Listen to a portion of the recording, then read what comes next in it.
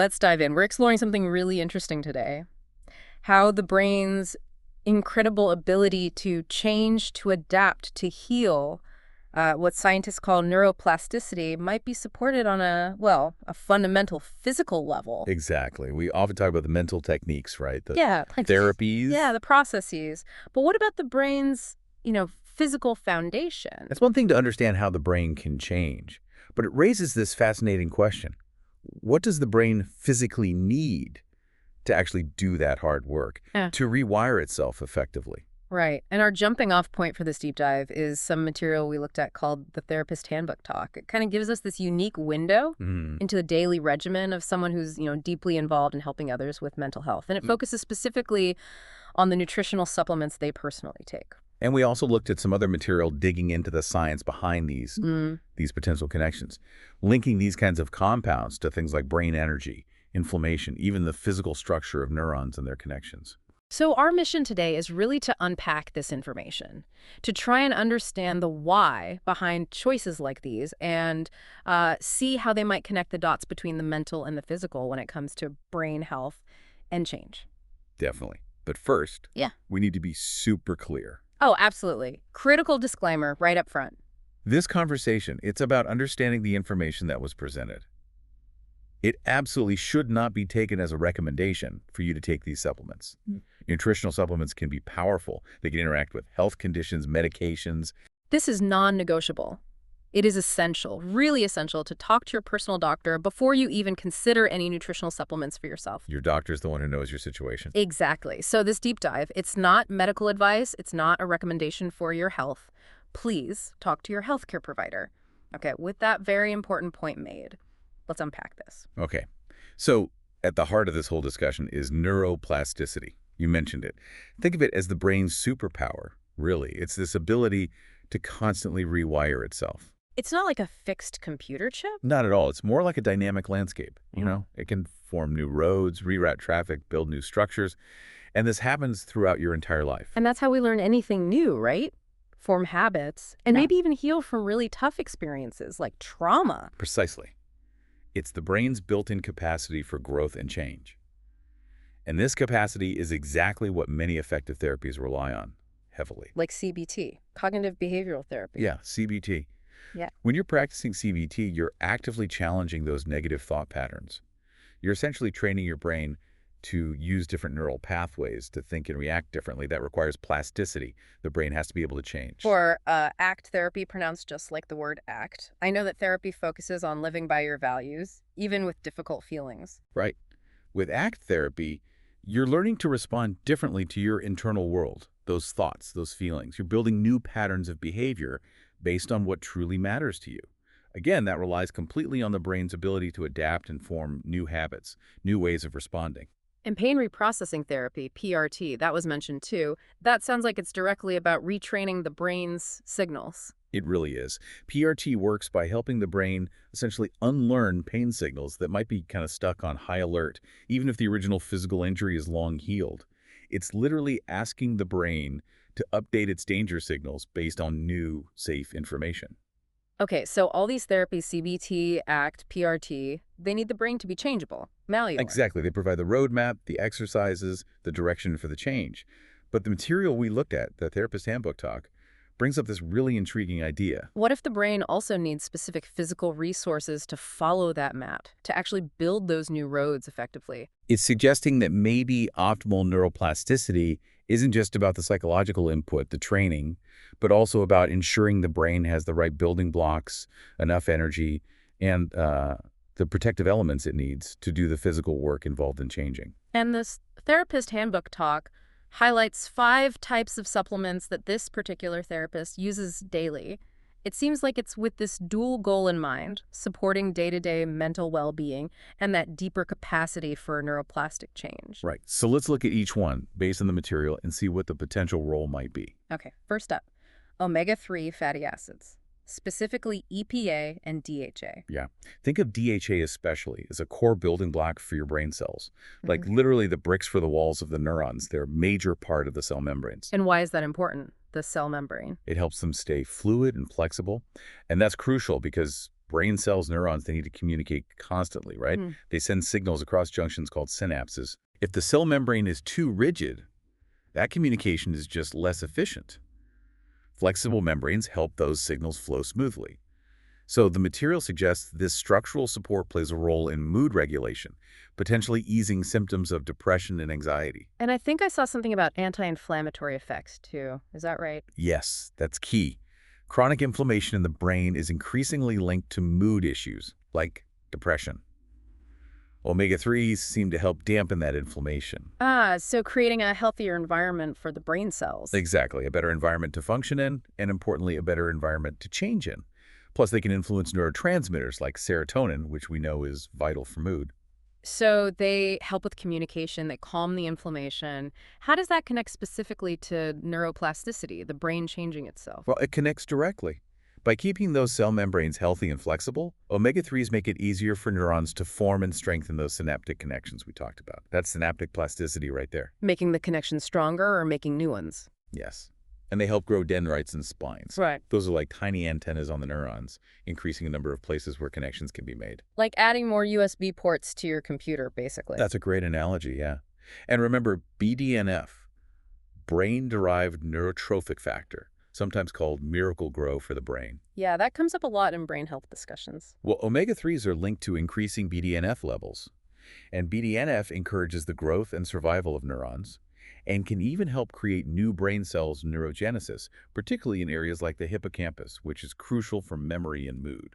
Wow. So building blocks plus fertilizer for new growth, the material mentioned specific dosages. It did, often higher for mental health benefits than just for general health, typically suggesting around 1,000 to 2,000 milligrams of combined EPA and DHA daily. Okay.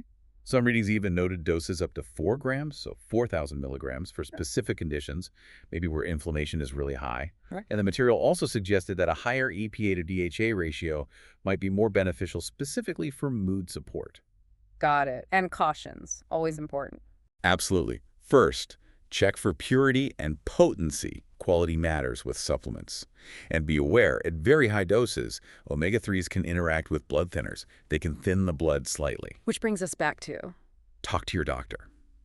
This is precisely why discussing any supplement, especially something like omega-3s at higher doses, with your personal doctor is so vital, particularly if you have other health conditions or you're taking any medication. absolutely talk to your doctor. Okay, next on the list from the material, ginkgo biloba. Yes, ginkgo. Often associated with memory, right? Especially as people get older. That's the classic reputation, yeah. Did the material confirm that? It did mention its potential link to cognitive function, memory, and focus. Anything else, like for mood? It suggested it might help reduce symptoms of anxiety and depression. The thinking there is possibly by influencing neurotransmitters and maybe reducing oxidative stress. Oxidative stress, like cellular rust. Kind of, yeah. Damage from metabolic processes. Ginkgo might also help the body manage stress responses better. Okay, so potential cognitive and mood support. How does ginkgo fit into supporting neuroplasticity, the brain's ability to change? Well, ginkgo seems to support plasticity in a few ways, according to the readings. It might enhance synaptic plasticity by increasing the density of those receiving antennas, the spines on the dendrites. So more places for signals to land. Exactly. And it's also thought to encourage something called neurite outgrowth, essentially helping neurons grow and extend their connections, their axons and dendrites. Like helping the brain cells reach out and link up more effectively, making those new pathways. Yes, potentially facilitating the physical connections needed for that rewiring process. It's also linked, like omega-3s, to promoting neurogenesis, creating new brain cells, especially in areas important for learning and memory. And guess what else? Let me guess. BDNF. You got it. Increasing BDNF levels again. That growth factor keeps showing up. It really is a recurring character in this story of brain change. It seems to be a key indicator, yeah. Plus, ginkgo has antioxidant and anti-inflammatory effects, which, again, protect brain cells and create a better environment for change. And the material noted it might help improve blood flow to the brain. Which means more fuel and oxygen delivery. Right, which is crucial for those energy-intensive tasks like forming new connections. Okay. Any specific details or cautions on ginkgo we should mention? Well, the research on healthy young adults for major cognitive boosts is a bit mixed, apparently. It seems more promising for age-related cognitive decline. And dosage. Typically, the material mentioned 120 to 240 milligrams per day, often using a specific standardized extract, like one called EGB 761. Side effects, anything to watch for. Generally considered safe, but some people might get mild headaches or dizziness. The critical caution, though, ginkgo can interact with blood thinners. Like the omega-3s again? Exactly. And also potentially with certain antidepressants, particularly older types like MAOIs, but also possibly SSRIs and some seizure medications too. So interaction potential is significant. And there was a specific warning about the seeds. Yes, very important. Never, ever eat raw or roasted ginkgo seeds. They are toxic. Right. Stick to standardized extracts. Okay, so again, paramount importance. Check with your healthcare provider, especially if you're on any medication, particularly blood thinners or antidepressants. Absolutely essential, no question. All right, moving on. Creatine. Now, I think most people hear creatine and immediately think gym, muscles, athletic performance. And that's definitely where it's most famous, yes. But here's the thing. The brain is incredibly energy hungry. It uses something like 20% of your body's total energy, even though it's only about 2% of your body weight. Wow, that's a lot of power consumption. It really is. And creatine is crucial for maintaining ATP levels. ATP is essentially the main energy currency for all cells, including brain cells. So creatine acts like an emergency battery pack, or Right. maybe a rapid recharger for brain energy. That's a really good way to put it. It acts as a buffer, helping brain cells quickly regenerate the ATP they need, especially during high-demand tasks. And this energy support is absolutely vital for optimal brain function. And is this energy system sometimes off in mental health conditions? Well, it's interesting because some research suggests that energy metabolism in the brain can be less efficient in conditions like depression. So supporting that energy system could be beneficial. So for mental health, the primary idea is about fueling the brain's performance, making sure it has enough gas in the tank. Primarily, yes, by optimizing energy metabolism. Mm. The material also noted it might influence neurotransmitters like serotonin and dopamine, and it offers some general neuroprotective effects too. Okay, makes sense. And how does fueling the brain help with neuroplasticity, with the changing part? Because forming new connections, strengthening synapses, growing new neurons, all that rewiring work we've been talking about, these are incredibly energy-intensive processes for the brain cells. So change takes energy, a lot of it. Exactly. By helping ensure brain cells have sufficient ATP readily available, creatine directly supports the brain's ability to actually carry out the demanding work of neuroplasticity. So if therapy feels like you're mentally hitting a wall sometimes, maybe lacking brain energy is part of it, and this could potentially help. That's one way to think about it, maybe. Especially with therapies like CBT that involve a lot of focused cognitive effort, which definitely burns energy. And guess what else creatine is linked to? Not BDNF again. BDNF again. Our friend, the brain growth factor. It's also linked to promoting neurogenesis and aiding synaptic plasticity. Plus, its protective effects mean potentially less cellular damage for the brain to deal with while it's trying to adapt and change. Okay, where is the mental health research most promising with creatine, according to the material? The material highlighted depression, particularly when used as an adjunct, meaning alongside antidepressants or therapy. Some studies suggest it might help people respond faster or better. Interesting. Anyone else who might benefit? Well, vegetarians and vegans might see more noticeable effects, potentially, because they naturally get less creatine from their diet, as it's mainly found in meat and fish. There's also some preliminary early data suggesting potential benefits for anxiety and cognitive function, especially under conditions of stress or sleep deprivation. Okay. Any important cautions we need to flag with creatine? Yes, a significant one noted in the readings was reports of manic switches occurring in some individuals with bipolar disorder who took creatine. So that requires definite caution and absolutely professional oversight. Okay, that's crucial for people with bipolar disorder to know. What about dosage? Typical dosages studied for mental health benefits are often in the range of 3 to 10 grams per day. Sometimes a higher initial loading dose, like 20 grams a day for a short period, is used to saturate the muscles and brain more quickly. Creatine monohydrate is the most researched and generally recommended form. Side effects generally. It's usually well tolerated, but some people might experience mild GI upset or some water retention, especially initially. And kidney health. I feel like that comes up with creatine. Yes, absolutely critical point. Individuals with pre-existing kidney issues must consult their doctor before even thinking about creatine. Full stop. So the bottom line, like with the others, always discuss with your healthcare provider, especially if you have existing conditions like bipolar disorder or kidney issues, or if you're on other medications. Couldn't emphasize it more. Professional guidance is key. Got it. Next up, vitamins D3 and K2. D3, the sunshine vitamin, we hear a lot about that one for mood. Yes, and D3 definitely has a significant impact on brain health. K2 works in partnership with it. It's a bit less known, but seems potentially important too, based on the material. Okay, so how do D3 and K2 connect to mental health? Let's start with D3. D3 is strongly linked to mood regulation. It seems to affect the synthesis of neurotransmitters like serotonin, the feel-good chemical. It also has anti-inflammatory and neuroprotective effects in the brain, which are relevant to conditions like depression and anxiety. And low levels are pretty common, right? Very common. And low blood levels of vitamin D3 are consistently associated with a higher risk of depression and anxiety symptoms. Okay, that's D3. What about K2's role in mental health? The material suggests K2 is maybe less direct, but it is found in high concentrations in the brain. It has its own antioxidant and anti-inflammatory properties. It's also involved in how brain cells make certain components of their membranes, sphingolipids, and it activates certain proteins that might influence neurotransmitters indirectly. So K2 is more like a background supporter, foundational. That seems to be the picture painted, yeah. More foundational support compared to D3's more direct links to mood regulation. Okay, so D3 for mood and protection, K2 maybe more for the underlying structure and function. How do they help the brain change neuroplasticity? Well, D3 acts almost like a hormone in the brain, a neurosteroid. It actually influences the expression of genes, turning them on or off that produce those crucial neurotrophic factors we keep mentioning. BDNF again. BDNF, yes, but also others like NGF, nerve growth factor, and GDNF. All of these are absolutely vital for neuron growth, survival, and that key process of synaptic plasticity. D3 also supports neurogenesis, creating new neurons, and generally protects existing ones. Wow, so D3 is kind of like a director for the brain's growth and survival programs. That's a good way to look at it. Yes, All right. it influences the very blueprint.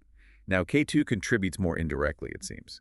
Through its role in those cell membrane components, the sphingolipids, and by activating proteins involved in cell survival and reducing inflammation, it helps create an environment where plasticity can happen more easily. And it activates something called osteocalcin. Right. Osteocalcin is mainly known for bone health, but some research suggests it might be able to cross into the brain and potentially influence cognitive processes. So K2 activating it might have downstream brain effects. And the material specifically highlighted the synergy between D3 and K2, working together. Yes, this was a really interesting point emphasized. Think of it like this. D3 is crucial for helping your body absorb calcium from your diet. But you need that calcium to go to the right places, mainly your bones. Not into soft tissues like arteries. Exactly. K2 helps direct that calcium specifically to your bones and teeth, keeping it from building up in soft tissues like the walls of blood vessels, including those in the brain. Ah, so by keeping brain blood vessels healthy, it supports healthy blood flow. Precisely. And optimal blood flow is absolutely necessary to deliver the energy, the oxygen, the nutrients the brain needs to power neuroplasticity. Mm-hmm. They also seem to have complementary roles in protecting brain cells from damage. So it's really presented as a team effort for foundational brain health, which in turn supports its capacity for change. Makes sense. What about key details, dosages, cautions for D3 and K2? Well, dosage for D3 really depends on your individual blood levels. Getting tested is the best way to know what you need. And remember, D3 is fat soluble, so you need to take it with some fat for good absorption. Okay. And K2? K2 comes in different forms, mainly MK4 and MK7. The material often mentioned MK7 because it has a longer half-life. Maybe it stays active in the body longer. Cautions. Can you take too much D? Yes, while D3 toxicity is rare from supplements unless you take extremely high doses for a long time, it is possible. Symptoms can include things like nausea, vomiting, kidney problems. So sticking to recommended doses based on testing is important. And K2? Any interactions? A major one. Hmm. Because vitamin K is involved in blood clotting, K2 supplements can potentially interfere with blood-thinning medications like warfarin. This is a really critical interaction to be aware of. Okay, so the takeaway here is definitely consider getting your vitamin D levels checked, and absolutely talk to your doctor before supplementing with D3 or K2, especially if you're on blood thinners or have any clotting issues. Non-negotiable. Doctor consultation is a must. All right, last one on the list from the Therapist Handbook Talk. Magnesium. This one seems to pop up everywhere. It's involved in so many things in the body. It really is. Magnesium is a cofactor, like a helper molecule for hundreds of enzymatic reactions. and it's critically important in the brain. For mental health, its role seems tied to calming things down. Neurotransmitters. Yes, that's a big part of it. It helps regulate key neurotransmitters. It's involved with GABA, which is our main calming neurotransmitter, and also serotonin, important for mood. This can directly help reduce feelings of stress and anxiety and often improve sleep quality. And it helps with the stress response itself. Yeah, it helps modulate the HPA axis, the body's central stress response system, potentially preventing excessive release of stress hormones like cortisol. And you mentioned low magnesium is quite common. It is surprisingly common, especially in populations under chronic stress or those whose diets might be low in magnesium-rich foods. And low magnesium levels are linked to increased anxiety and depression. Plus, like some of the others, it adds to that general anti-inflammatory and neuroprotective support for brain cells. Okay, now, the role of magnesium in neuroplasticity. The material highlighted something really specific and fascinating about NMDA receptors. Yes, this is a really cool mechanism. Magnesium is absolutely essential for synaptic plasticity, how the brain forms and strengthens connections, particularly through its interaction with NMDA receptors. These receptors are critical gateways for learning and memory formation. Gateways. How so? Okay, imagine the NMDA receptor as a channel or a gate in the neuron's wall. Under normal resting conditions, a magnesium ion actually sits inside this channel, physically blocking it. Like a little plug. Or a gatekeeper, maybe. Exactly, like a gatekeeper. This block is protective. It prevents the neuron from getting constantly overstimulated by small background signals. Yeah. When the neuron receives a strong, meaningful signal, the kind that happens during active learning or forming a new memory, that signal is strong enough to temporarily push the magnesium ion out of the channel. Unblocking the gate and letting what through? Letting calcium ions rush into the neuron. And that sudden influx of calcium is the crucial trigger signal. It essentially tells the neuron, okay, this connection is important. Initiate the processes needed to strengthen this synapse or form a new connection right here. Wow. So magnesium acts as this incredibly precise regulator, ensuring that this vital change signal, the calcium influx, only happens when the incoming signal is strong and meaningful enough. Exactly. It's regulating that core mechanism of long-term potentiation, or LTP, which is a key basis for synaptic plasticity. So having optimal magnesium levels is crucial for this process to work correctly.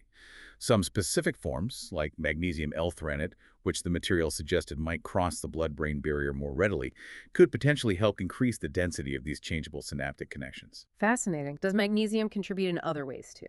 Yes, it also influences BDNF production, there it is again, and it's a cofactor in ATP production, so it contributes to brain energy supply as well.